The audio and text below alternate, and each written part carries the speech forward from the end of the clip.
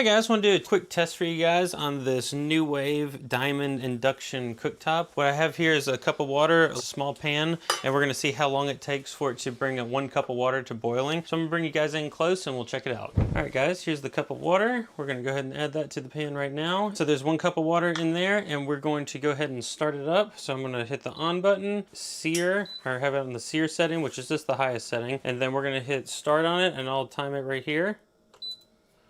We'll see how long this takes.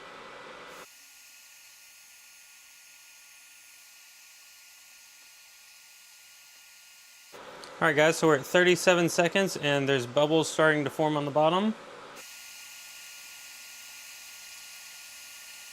We're at 1 minute and I would say it is starting to boil right now. Of course, I'm watching the pot, so I don't know if that has anything to do with it.